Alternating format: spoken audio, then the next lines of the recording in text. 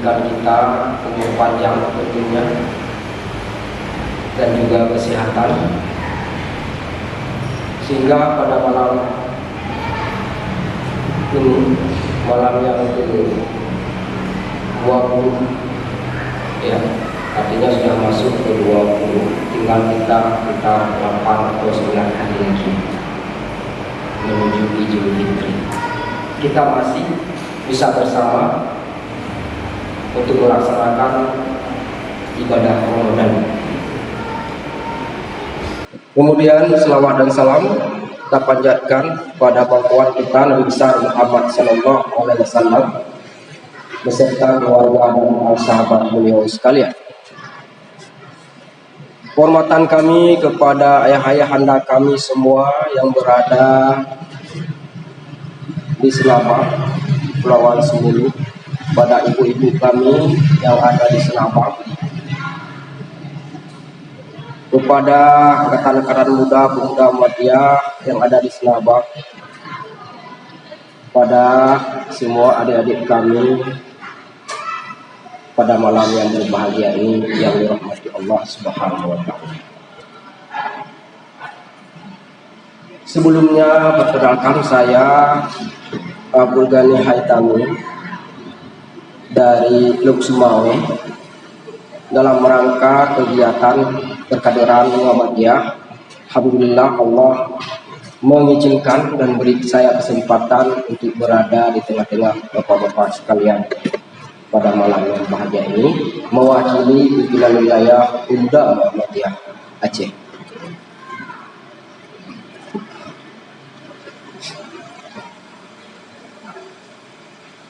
Ya ayyuhalladzina amanu kutiba alaikumusiyam kama kutiba alal ladzina min qablikum wa la'allakum tattaqun. Bapak Ibu yang saya hormati, telah familiar sekali surat ini, surat 183 Al-Baqarah, mempertegas kekokohan iman kita, yang bahwa puasa ini bukanlah sesuatu yang bisa kita anggap gampang, sesuatu yang hanya sepintas dalam pikiran, tapi puasa ini adalah wajib bagi kita orang-orang yang beriman. Diwajibkan puasa itu untuk menuju sebuah gelap, yaitu gelap tattaqun, menjadi orang-orang yang bertakwa. Tidak ada perguruan tinggi di dunia, apalagi kita di Indonesia ini, yang memberi gelar takwa kepada mahasiswa. Sungguhnya ketakwaan itu adalah sesuatu gelar yang diberikan oleh Allah Subhanahu wa Ta'ala. Takwa itu banyak sekali definisinya kalau kita melihat literatur yang ada. Takwa itu menggarisbawahi kepada kita untuk menjadi manusia yang tidak melanggar akan ketentuan Allah dan menjalankan semua perintah Allah. Takwa itu menjadi benteng diri kita dalam setiap langkah, dalam setiap pola pikir, pola tindak, dan pola sikap dalam kehidupan sehari-hari. Fondasi yang kuat terhadap manusia, orang-orang Islam itu sendiri adalah untuk menghadapi semua masalah, baik itu masalah kesedangan, kegembiraan, maupun masalah yang menyebabkan manusia ini sedih dan duka, maka solusi obatnya adalah takwa. Menjaga kekokohan kita itu, maka Allah telah mengatakan bahwa salah satu cara dan syarat kita untuk menuju ke surganya itu adalah dengan takwa. Kita tidak mampu mengukur bagaimana seseorang itu dikatakan takwa. Kita biasa melihat, kalau melihat ukuran misalnya, kalau boleh saya umpamakan, kalau ukuran kecepatan misalnya ada speedometer di mobil atau di kereta. Kalau di kesehatan misalnya untuk mengukur suhu tubuh kita, masih ada alat pengukurnya, ada alat untuk menghitung kolesterol, ada alat untuk menghitung gula darah, ada alat untuk mengukur asam lambung dan lain sebagainya dalam ilmu kedokteran. Maka tidak ada alat untuk mengukur seseorang itu sejauh mana sudah ketakwaannya. Ketakwaan seseorang itu hanya bisa kita lihat dengan ciri-ciri. Ciri-ciri seorang itu sudah mengarah kepada tindakan atau ketakwaan itu sendiri. Yang pertama adalah orang tersebut sudah berpedoman kepada Al-Quran dalam setiap tindakan beribadahnya. Al-Quran itu salah satu pedoman hidup manusia yang tidak bisa diragukan kebenarannya. Alif Lam Mim Zalikal Kitab dan seterusnya yang menyatakan bahwa Al-Quran itu tidak ada keraguan di dalamnya dan merupakan petunjuk bagi orang-orang yang beriman. Apalagi yang harus kita ragukan? Dusta mana lagi yang harus kita ragukan? Semua ilmu berawal dari Al-Quran. Orang-orang sekarang telah hebat menuju ke berbagai bentuk peradaban dunia. Sudah bisa mampu naik ke bulan, sudah bisa mampu menghitung dengan aljabar, sudah hebat sekali ilmuwan-ilmuwan filosofi seperti yang disampaikan oleh Ayahanda Malik pada saat khutbah Jumat tadi.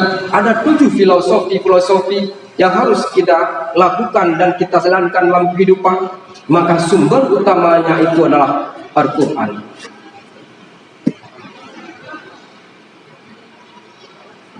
Al-Quran menyatakan bahwa kita dalam kehidupan ini sudah diukur umur kita. 40 hari dalam kandungan kita sudah punya perjanjian yang sangat kuat dengan Allah Subhanahu wa taala, perjanjian umur kita, perjanjian jodoh kita, perjanjian kaya kita, perjanjian jumlah makanan yang kita makan. Itu semua kita janjikan dan telah kita sepakati dengan Allah Subhanahu wa taala sejak kita dalam kandungan. Itu diatur dalam Al-Quran.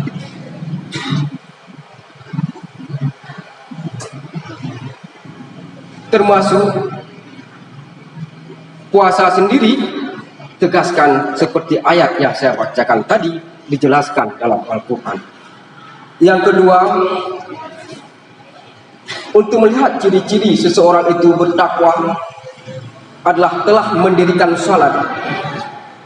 Salat merupakan salah satu kekuatan batin.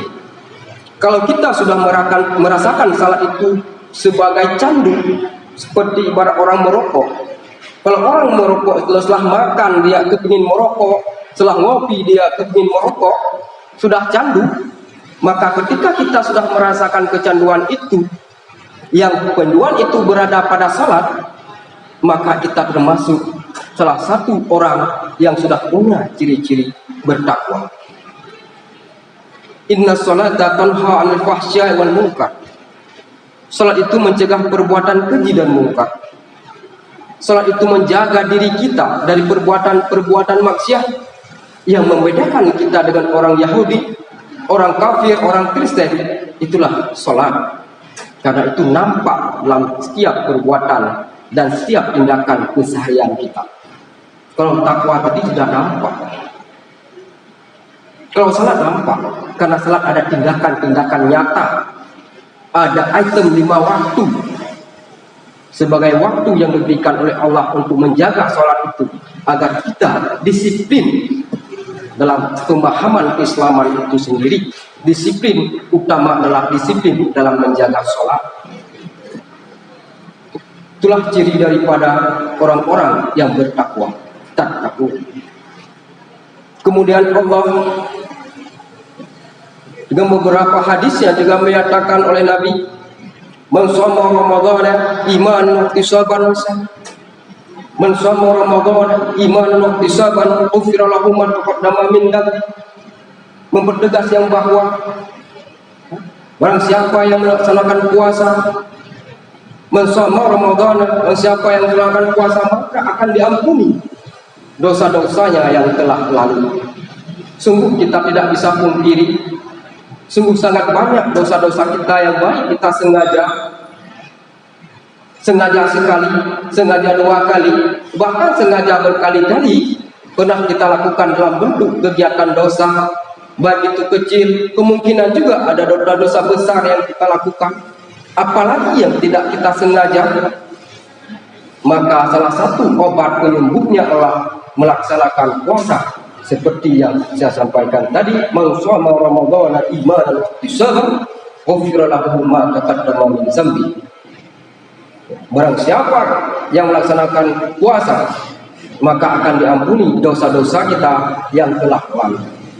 Oleh karena itu, bagi kita semua umat Islam hari ini, ya, marilah kita menyatu untuk memperkuat keimanan kita, untuk memperkuat tiket kita akan menuju ke surga Allah dalam beberapa hari ke depan ini. Marilah kita terus melaksanakan ibadah puasa ini. Belum tentu ke depan kita dapat bersama lagi seperti ini dalam melaksanakan ibadah puasa.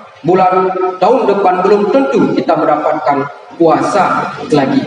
Maka perkuatlah puasa ini, maka perkuatlah keimanan mulai malam ini dan sampai malam terakhir puasa, agar bulan Ramadan ini tidak sia-sia bagi kita semua. Kemudian ingin saya sampaikan bahwa saya dan kawan-kawan, saya sendiri baru pertama sekali ke Sinabang ini, dan saya sangat senang sekali bisa berjumpa dengan angkatan muda pemuda Muhammadiyah di sini.